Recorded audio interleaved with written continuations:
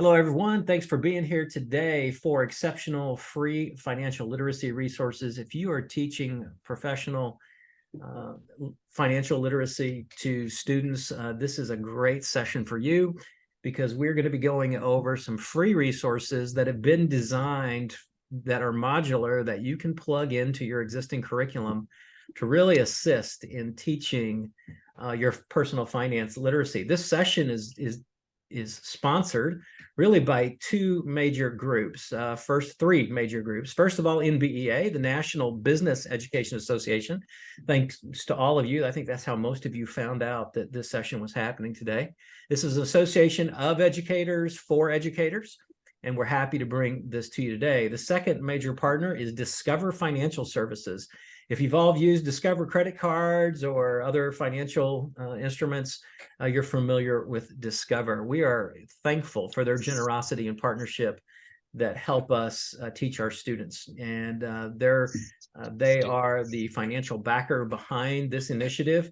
And anything good that NBEA is giving is due to their generosity and coming alongside us to help personal finance teachers. And then finally, you've all heard of the Discovery Channel, but years ago, I'm not sure exactly how long, but Discovery Communications branched off and they created a new corporation called Discovery Education. It's still all the same family, and you're familiar with the high quality programs on Discovery Communications. Discovery Education is no less amazing in what they do. The quality, the staffing of the material and the resources, their instructional designers, they all come together. And our presenter today is Hillary Hunt. She's the owner and lead consultant for Hillary Hunt Financial Consulting. She's a nationally recognized expert in financial education, and she has over 2 decades of experience in curriculum and development, teacher training, and financial education policy. And she works closely with Discovery Education to develop these amazing resources. And we couldn't have anyone better come to share with you about how some of these tools can be implemented in the classroom. Hillary? Good afternoon, everybody. It's great to be here with each of you. So as we kick off today's webinar, I want to share with you that we're going to start actually with a little bit of the financial education landscape. We have many states represented, as you can see, going through. I'm seeing New York, Arkansas, Massachusetts, Missouri, Kentucky. So lots of you from all over the country. We're going to talk a little bit about the changing landscape as we see it across the entire United States when it comes to personal finance, and in particular graduation requirements around personal finance. And then I'm excited to introduce you to the Pathway to Financial Success in Schools program. We'll be giving, starting with just a bit of an overview of the program, diving into the high school materials and then middle school, as well as some additional family and educator resources, and then previewing a little bit of what's to come this fall as we release even more materials and continue to expand this financial education program. So when it comes to the financial education landscape, Joe earlier was saying I've been around for a long time, and that is certainly true. I have been involved in financial education now for well over two decades, coming up on 3. There's a lot that has changed over the course of time when it comes to financial education. But you don't really have to go back but so far to see that we've had an incredible change in the number of states that are requiring a course in personal finance. So we go back just pre-pandemic, we were looking at 6 states that required or guaranteed access to personal finance education to all students. And we are now, as of this month, up to 23 states. We did this video just 2 months ago, or this webinar just 2 months ago. That video that Joe was talking about earlier of that would have shown you that there were 21 at the time. So again, this is a constantly evolving and changing landscape. in terms of the interest in and the sort of the desire to make sure that every student has access to personal finance. So I see a number of you are coming to us from one of those 23 states that are or will guarantee that students take a personal finance course. So this shows you all 23 of those states at present. We have 8 of those where that personal finance requirement is currently in place, 15 in which that is in progress. So the state is in the process of implementing that requirement. 6 of these 23 have passed these policies just this year. And so obviously when you put in a new policy, depending on how those roll out, you know, they're very frequently in place for a future graduating class. And this obviously varies in terms of implementation from state to state, but certainly an incredible growth and sort of an explosion in these over the last few years as legislatures in particular across the country have really embraced this in a very bipartisan manner. Speaking of legislators and legislation, we see active legislation right now in 6 states. So my home state where I am currently based in Pennsylvania has active legislation that would make personal finance a graduation requirement, as well as legislation in 5 other states as well. So if you haven't experienced a shift or a change in financial education in your state, you may soon, or you may be in one of those that is in that process of that evolving landscape or changing landscape. So as we all see the need for personal finance and financial education, certainly if you're here, I'm assuming that you are part of the choir and I don't need to preach to you about the importance of personal finance education, but we know that it's important to have high quality resources available to teach that. And I've been in this space for 2 decades or more doing curriculum and professional development around personal finance education. And one of the things that I think is absolutely fantastic is that the vast majority of educators can teach an entire course, even a year-long course, for example, without purchasing a single resource.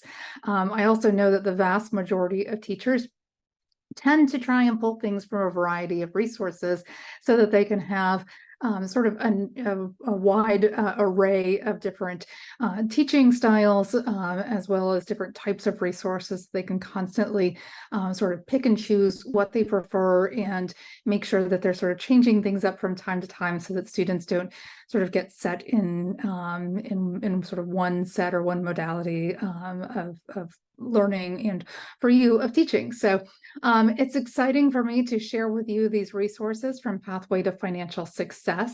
As I mentioned before, we have programs for high school and middle school students. So at the high school, we have 8 complete units, and at the middle school, we have 6. I'm going to take you through all of those or some of the program components in a few minutes, but these are the 8 units that you'll see in the Pathway to Financial Success program. The 2 here that are marked with an asterisk are in the high school only, and then the other 6 appear in the middle school program. So you can see it covers everything from being financially responsible, where we talk about financial goals and budgeting, all the way down to growing and protecting your finances, where we think about things like investing, as well as preventing financial fraud and abuse, and then a little bit of everything in between. All of the materials are aligned to the new NBEA standards that were released just recently, the 22-23 standards, as well as the personal finance standards from the Council for Economic Education and Jumpstart. So it is great to make sure that we are very much educationally relevant. The program serves students, educators, and families. So you can be sure to find components for or resources for all 3 of those audiences. And I like to say that it is you focused. Sometimes We see materials in financial education that are, here's what you need to do, here's what, here are the best practices, or here's, John and Mary and how they handle their finances. This program is very much focused on you, the student. So it is about the student and their choices and preparing them to make the most informed decisions that they possibly can.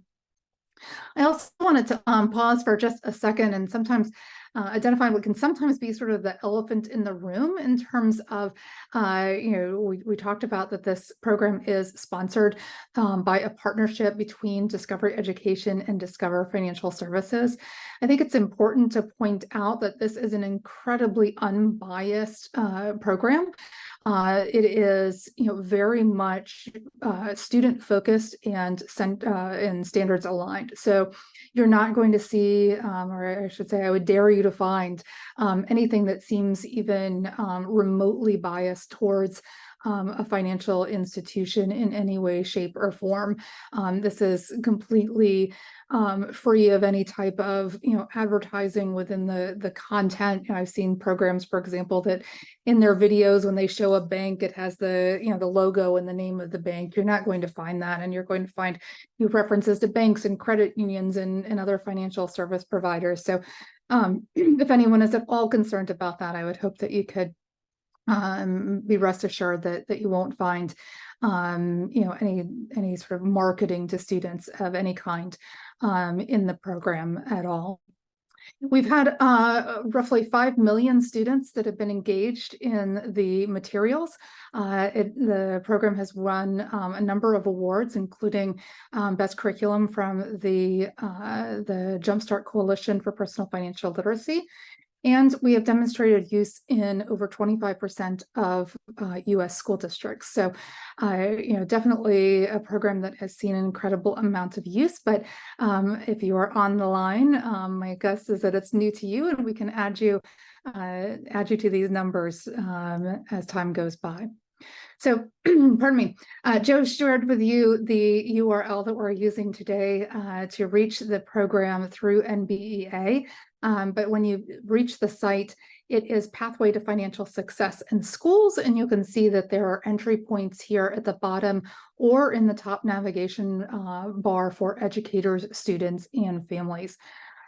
We see a lot of interest in families having an interest in personal finance. We know that materials for parents are sometimes more prevalent in elementary school programs, but for those of you who've taught personal finance before, you may have experienced this phenomenon where in some cases, parents will come to you and say, boy, I wish I had this class when I was in school, and or I'm learning right along with my student, or what else can I do to support you in this at home? And so these family resources really are designed to continue those conversations at home and encourage dialogue and support at home. So there's a whole host of resources there that I'll talk about a little bit later. So again, you can reach this through nbea.org/pathways. The entire program, by the way, works just as well on a computer as it does on an iPad or a phone. It is completely what I like to call sort of device agnostic. So you can use any device that you have. If your school district has access to Discovery Education's daily learning platform called Discovery Education Experience, then you can also access the resources through that platform. I find sometimes that educators at the high school level, in particular outside of the core content, may not be aware of whether or not their school district has access to this program. So I'd encourage you to reach out to someone in your administration or elsewhere to find out if that is something that your district has a partnership or has access to, because that opens up some additional tools as well. But the vast majority of the content and the resources are available completely free through the main public access website. These are some of the key components of the program, and I'm going to talk a little bit more in detail about each of these, so I won't spend too much time here. So let's go ahead and dive into the high school resources. So As I mentioned before, we have 8 units at the high school. At each of the levels, both high school and middle school, we have an educator program guide. I will mention that many of these resources are being updated as we speak, and new ones are going live as we launch out this fall with some additional resources. So, we'll look forward to some of these continuing to update to bring you the latest and greatest, including things like the changes in the national standards from NBEA, as well as things like the EFC going away with the change in FAFSA, and that becoming the SAI, the Student Aid Index. So some updates coming as we make every effort to keep the material as fresh and up to date as possible. These resources are designed for obviously grades 9 through 12 at the high school. We have 8 instructional units that I mentioned before, 40 self-paced modules. So within each and every one of these 8 units, we have 5 topics, and each of those has a self-paced module. There are 18 classroom activities. These are very much hands-on classroom lessons that are intended to be used by you and adapted for your use, family connections, and then a plethora of suggested resources. So within each of these topics, in each of these units, as I mentioned, you'll see that there are a variety of different resources available. This is an example of one of our self-paced modules. So within Unit 7, Topic 4, Choosing an Insurance Plan, the self-paced module can be used either by students individually and assigned. We find a lot of teachers like to assign them as homework so that students do them the night before, kind of that flipped classroom type of experience. So students are introduced to the content and then come to class ready to engage. We see some that are assigning them for use during class. And we see a number of teachers that are using them in a one-to-many setting. So they'll run the self-paced module up on the screen and have the entire class participate. Each of the units has its own educator guide with a whole bunch of questions and places where you can start either beforehand, before launching the self-paced module, as well as all the way throughout questions that you can engage in with students. So each of these has a prepare section where there's an animated video. We have a pre-test and an opportunity to then dive into the content. Here is an example of one of the animated videos that you'll find in the self-paced module. So I'm going to go ahead and play this. If by any chance my sound does not work, please let me know. Choosing an insurance plan. When you think about your future and the big purchases you're likely to make, what comes to mind? A car, a house, maybe a vacation, or perhaps new technology. Thinking about these purchases can be fun, and it makes sense to compare options and make sure you are getting the best deal. But what about insurance? Would you spend time comparing your choices and making sure you're getting the best possible coverage for your money? Okay, I admit, insurance doesn't seem nearly as exciting to think about as driving that new car or buying the latest and greatest technology, but it is important and a big expense for most Americans. Some people get upset about paying for insurance. They don't see why they should pay for something they never want to actually use. But talk to someone who has been in a car accident, or whose house has burned down, or whose vacation had to be canceled because of a hurricane, and you'll understand why insurance is so important. With insurance, you pay relatively small amounts, called the premium, over time to protect you from a potentially large expense in the future. If something bad does happen, the insurance company will pay most of the cost, like that gives you an idea of what to expect in those videos. We have this sort of engaging look and feel that provides information and sort of in a digestible, short manner. One of the things that we've learned, and I'm sure all of you can attest to, is that students' attention span has been shrinking and shrinking and shrinking. And so none of those animations are going to be longer than a minute and a half. They are very succinct. And one of the great things about the self-paced modules is that it is a constant change in the type of interaction that students have. One of the things that we've also heard a number of students say is that they would prefer not to have sound on. We know that there's, sort of some interesting thoughts on whether or not students need the sound on or learn better with or without, and that can vary from student to student. And so our student throughout this, students can toggle the volume off or on, and there are then transcripts available from each of the self-paced modules and or closed captions within each of the videos. So if they prefer not to listen, that is definitely a choice. Here's some examples of the pretest where we're just trying to get a sense of what students know and gauge their knowledge. As soon as they answer, they get some feedback right away about whether or not they got the answer right or wrong. And then they experience a series of content sections where they learn vocabulary, discuss different types of information. Some of it is, again, through some of that voiceover, but there is a requirement to read what is on screen.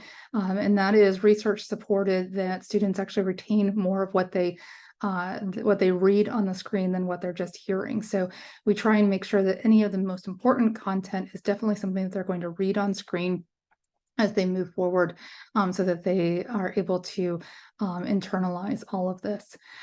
You'll see, again, sort of a variety of different interactions. So these are flip cards that they're turning over and learning more about. This is about ways that people can lower their future insurance costs.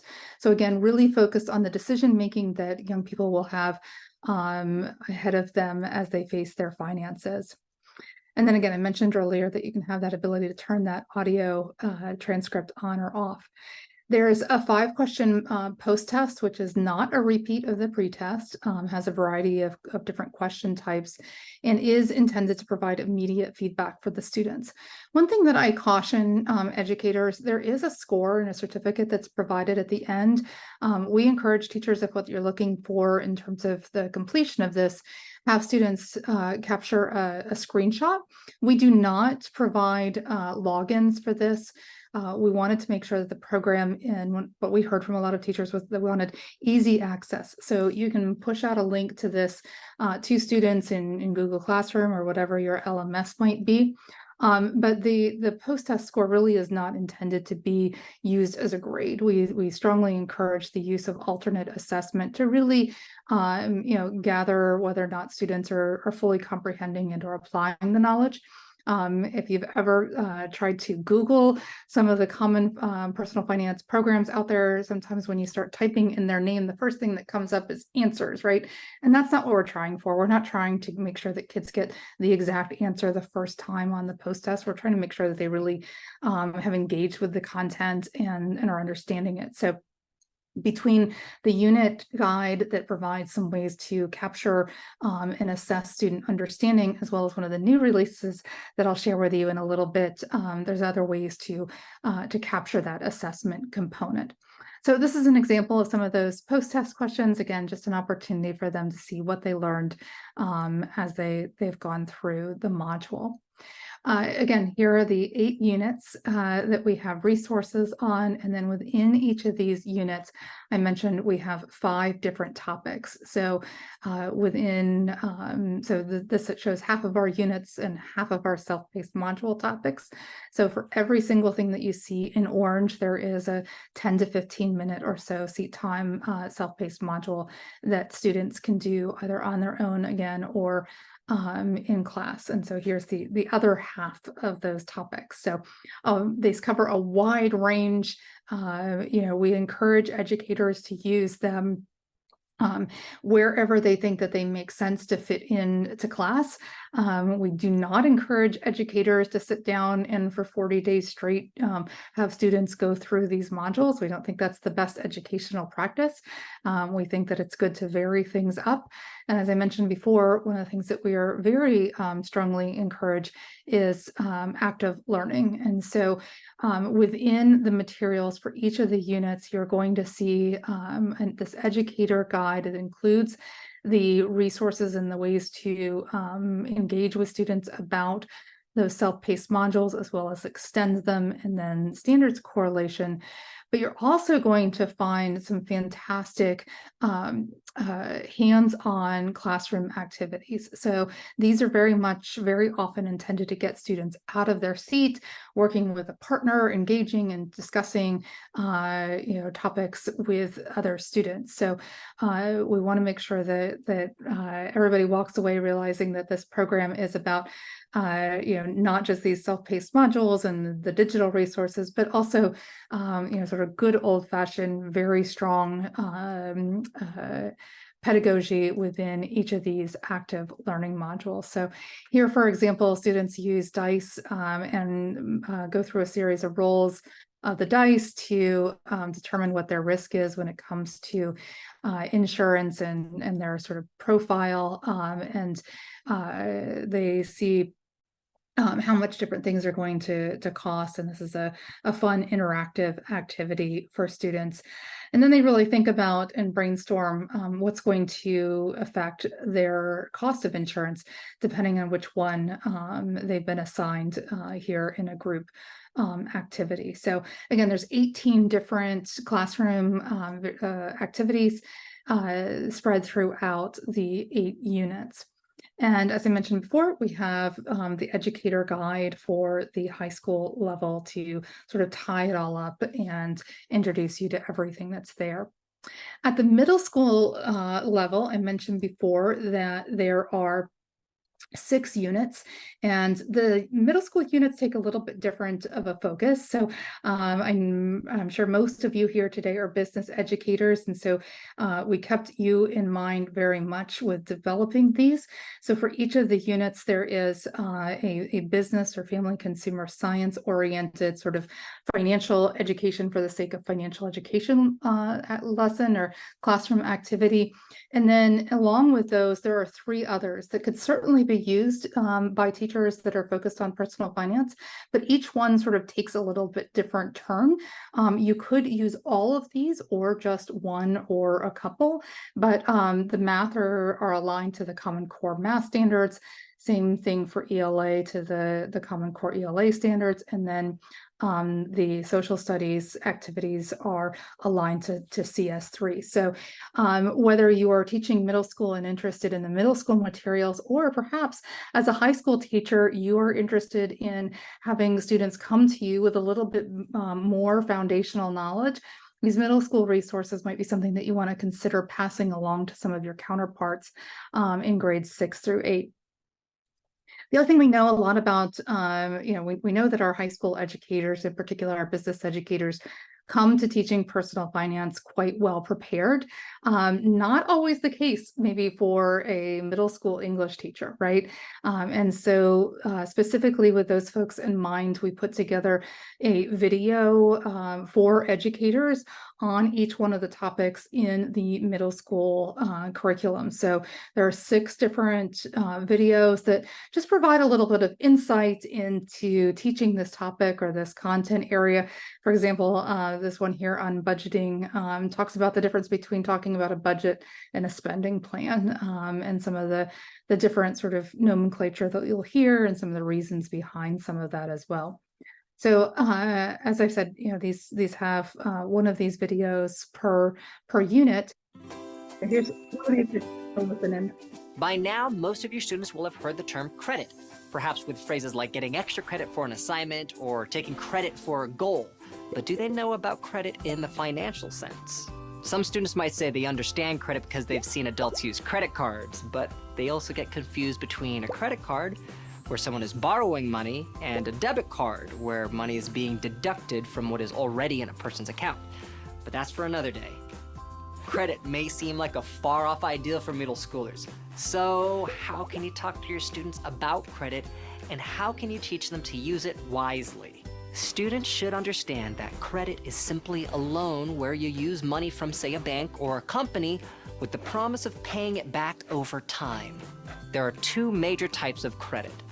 Credit cards are a form of revolving credit, credit that is used as needed for purchases like clothes, games, or a music streaming service. They may also be familiar with the other type of credit, installment credit, which So as I mentioned, this provides just some background information and knowledge, as well as some sort of tips and tricks when it comes to teaching about this content that can certainly be of use to newer high school personal finance teachers, but certainly those at the middle school that maybe have a little less familiarity with the content.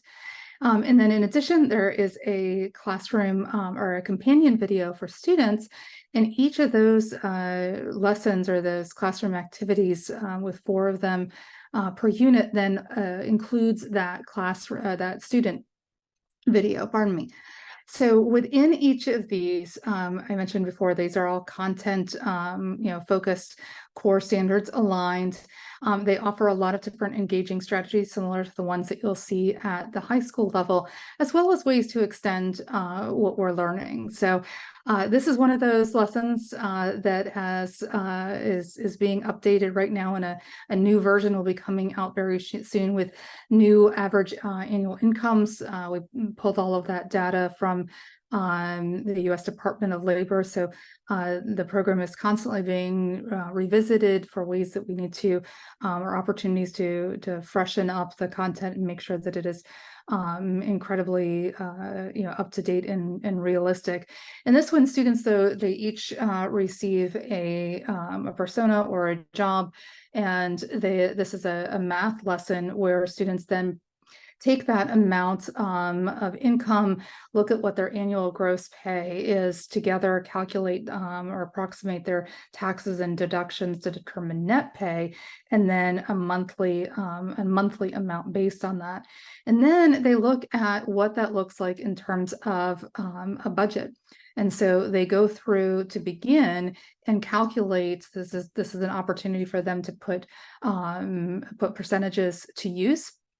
So they're given an approximate percent to allocate towards housing. And then as they go through each of these rounds, they make adjustments based on what they've experienced or what they think about how their budget maybe should change over time. So again, just sort of a different approach when we look at these from a core content perspective versus a personal finance first perspective. So great set of resources that I'd encourage you to check out. Look at how maybe you may even consider using them, some of them in with your high school students, and or connecting with middle school educators within your district to make them aware of these. So again, these are the 6 modules that you'll find there. And then, as I mentioned, within each of these, each of these units, you'll find 4 different lessons. So we have a total then of 24 different lessons, all tied to these various topics and making use of those student videos. So as we mentioned before, when you access the website, you can you'll likely enter it through the Educator drop-down or panel. Students, however, have access to all of these resources as well in terms of the videos, the self-paced modules. So here in the middle school section, they can go in and directly access each of these videos, watch them either in class with you or be assigned these on their own. So as you can see, lots of sort of interesting and engaging questions and what have you. I love this one on to buy or not to buy. That is the question about sort of this notion that advertising is all around us, sometimes in places that we don't even think about, or at least are different than where it was when you and I maybe were growing up. So here's one of the student videos. Whether you're listening to music, watching videos, or playing video games online, it may feel like someone's always trying to sell you something. And the more time you're connected, the more ads you're going to see. Sometimes they're right in front of your face, like a quick commercial before you can advance in a free game you download. Other times, they're less obvious, like when your favorite YouTube star puts on sunglasses from a brand she loves. Whatever form these ads take, they're there for one reason: to get you to spend your money. So, how do you make smart choices and become a savvy customer? By not making quick decisions. To buy or not to buy, that is the question. And figuring out the right answer can be tough. Ask if this is something you really want or absolutely need. Can you afford it? And are you getting the best deal? it's always a good idea to hit the pause button. Wait a day or two and see if you still want the item you've got your eye on. While you're waiting, think about the ad that hooked you in the first place. Do you want this item because you think it'll make you cooler, more popular, or more fun? Is it really all it's cracked up to be? Or would you be just as happy without it? If you still decide you want it, ask yourself more questions. Like, do you have enough money to pay for it? And will buying this item mean you won't have money to do other things, like going out to eat or buying a new phone case? It also helps to think about how much something costs. Not just in dollars, but also in time. How long did it take you to earn or save that money? For example, a new video game for $60 might sound like a good deal, but that $60 may have taken nights of babysitting and hours of yard work to earn. Is it worth all that time you spent? And what about even further down the road? Is there something you're trying to save up for, but won't be able to buy now because you bought this instead? If you still want it, do some research. Ask friends who have the item if you can give it a try. Ask if they like it. And take a look at what the online reviews say about it. Research also means shopping around. Is the item less expensive in-store or online? Who has the best price? And what's the return policy? You don't want to get stuck with something you can't use or don't want after all. Finally, don't be fooled by offers that seem like a good deal, but actually end up costing you more than you planned to spend in the first place. Buy one, get one deals are a great example. Do you really need more than one? Are you buying it just to get the deal? Don't let a sale trick you into spending money. Making a purchase, big or small, can be fun and exciting. Just do it with your eyes wide open. Know what you're buying and why. If you choose not to buy the item you've researched, you can feel confident knowing that you avoided a decision you might regret and save that money for something else in the future. And if you do end up choosing to buy the item after asking the right questions and doing your research, congratulations. That's called smart thinking and savvy shopping. You might enjoy it even more.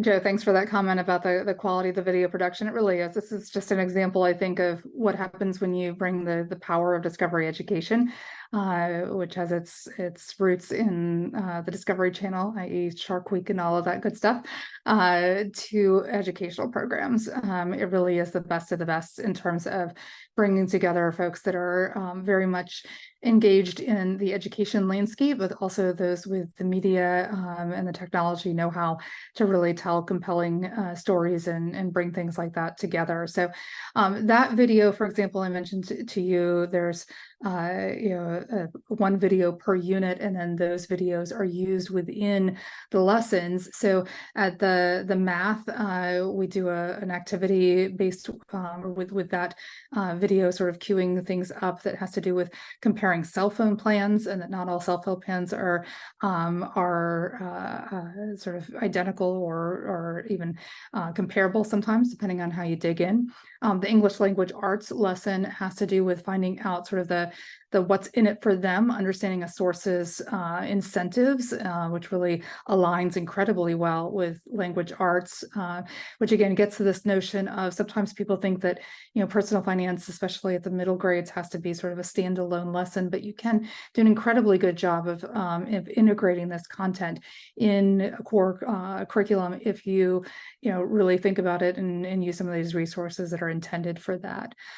Social studies, we look at understanding product information, and then in the high school, in the personal finance side of things, we're looking at it more from a pure personal finance notion. That one is called Can't Trick Me, is the lesson on that one. So again, 6 different videos here for students, each with a variety of classroom lessons that go along with those, and then the educator video to provide some context and background. Last but not least, I wanted to point out the family connections that I mentioned before. Out of curiosity, anybody want to share a comment over in the chat about an experience they've had? If any of you had family, parents, what have you, that say that they're learning right alongside their student, or one of those sort of, I wish I would have learned this before. I know that as the parent of 2 high schoolers myself, I will this fall have a senior and a sophomore this year.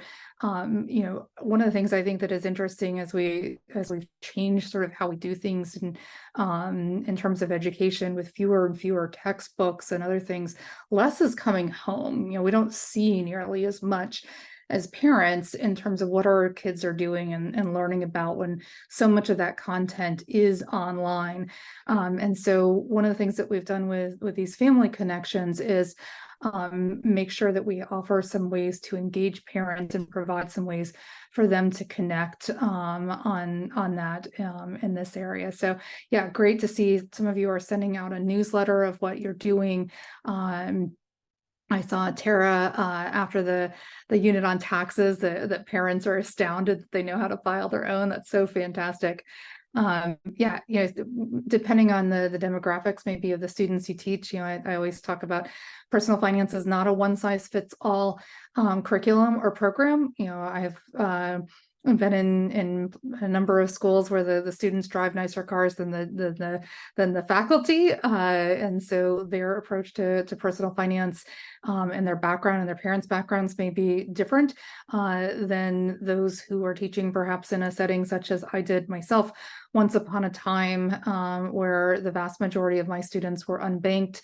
Their parents were not using mainstream, banks and credit unions, checking and savings accounts. They were using check cashers and payday lenders. And so, you run an entire gamut, and sometimes you have every sort of end of the spectrum and everything in between within your classroom. And so these family connections really are our best attempt to be sort of one size fits all in providing some information and resource for parents, realizing that everybody's going to have a slightly different need, but these really are intended to engage parents and start conversations with them, really get them to think about, ways that they can talk about personal finances, things they can do together with their students, whether that's making sure that their student has an account at a financial institution, has used the app. Sometimes that's another one where we see students are teaching their parents how to do things like deposit a check, using the app, what have you. In addition to these resources, we have masterclass videos. We have 3 of these from some fantastic educators talking about teaching personal finance.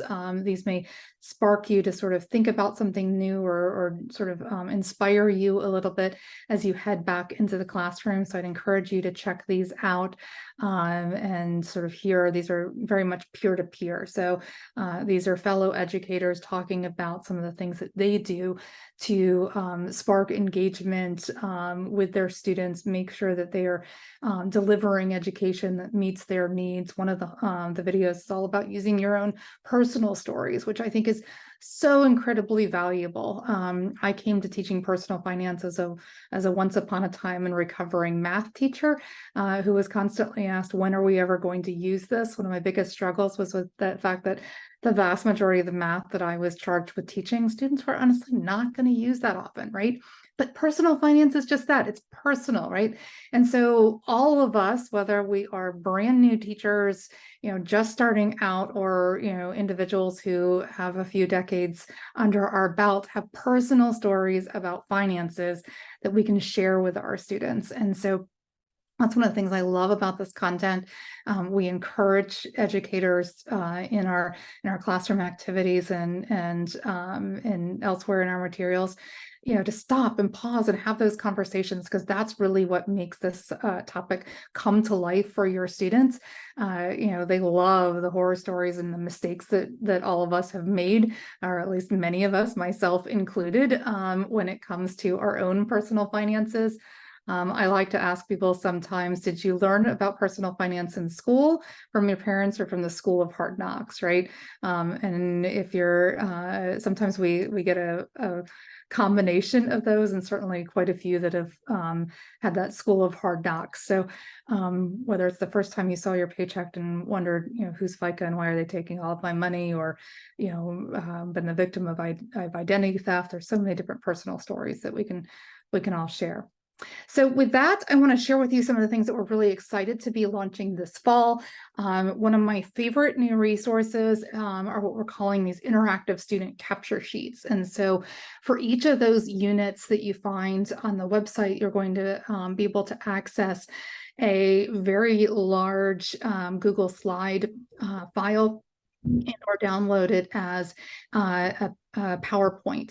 And what those files are, these are basically, PowerPoint slides, Google slides that are intended to go module by module with places for students to respond to what they are seeing if they are going through any of the self-paced modules. So we have done these at the unit level so that you can pull them apart, put them back together, use the pieces that you want. They are very flexible for your use, a great way for students to go through and take notes. One of the things that we've discovered in using these types of self-paced interactive resources is that, they're fantastic for students in the moment, but they lack the opportunity sometimes for students to really engage and take those notes and have something to refer back to when they're studying. So these student capture sheets provide that. They give you something that you can assess in terms of either a formative or a summative assessment. They also are fantastic as a way to scaffold for some of your students that may need additional support. So you may, for example, provide one of these as a way for them to have sort of a template for taking notes and going through materials. You may choose to fill in some of these for some of your students to provide them with the support that they need, whatever might be required, say, for example, in an IEP.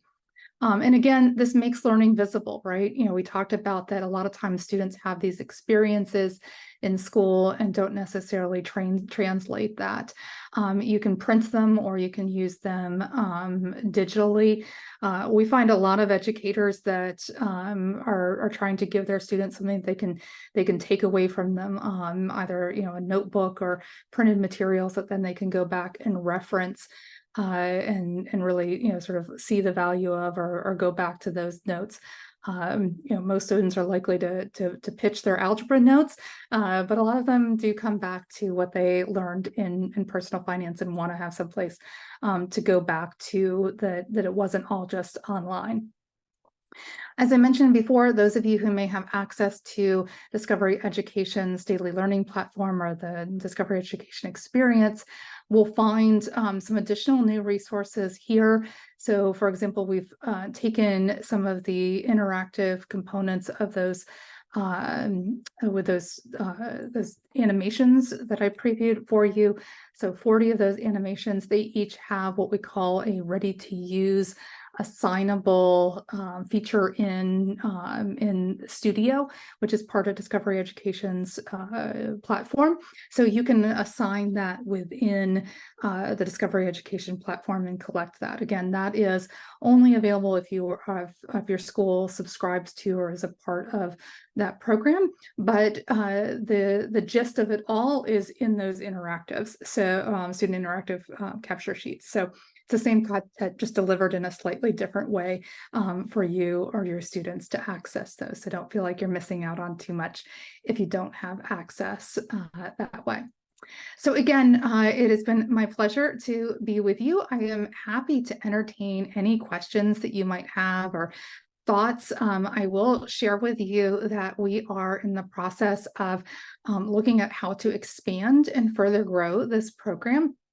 We've received some fantastic educator feedback already. So if you have some things that you would love to see us consider as we move forward over the next few years of looking at ways to meet educator needs, we try and look very carefully at what else is out there in what I always call financial literacy land. We know that there's a lot of great programs out there. We're not trying to reinvent the wheel. In fact, there's so much in here, it's hard to cover all of it, but in the educators section, each one of those units and topics, we refer you to the content from other resources that complements what's there, right? So maybe you're using Next Gen Personal Finance. We link to some of their names and some of their units. We're not trying to reinvent the wheel. We're trying to find ways that various programs and resources can work together. So Take Charge and other programs, this is a very much an effort to add to the resources and the tools that you as educators have in your toolbox. So anything that we can continue to do to build to that, onto that, or make those tools even better, we are keen to hear and do for all of you. So again, nbea.org/pathways is where you can capture these. There's also an opportunity there to stay up to date. So as we launch things this fall, I'd encourage you to provide your information there to use for getting updates as new things are launched. Great question from Jean. Could this be used as a standalone course in a high school homeschool program? Absolutely. You can certainly use this. This actually would work incredibly well in a homeschool environment where students tend to do things with a bit more autonomy and independence. So the ability in particular with those self-paced modules to go through the modules and then have some interaction with the parent or a homeschool coordinator that's trying to sort of facilitate some of that.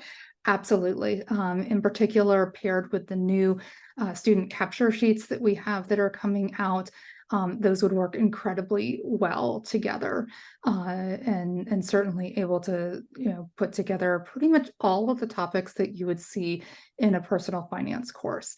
And I think if you dive in and look at those 8 units that we have in particular at the high school and those 5 subjects or 5 topics within those, so that gives us an entire 40 different topics, which if you think about your average high school semester long course, which is what we see for most required courses, they're usually a semester long. You're looking at about 90 days worth of classroom instruction.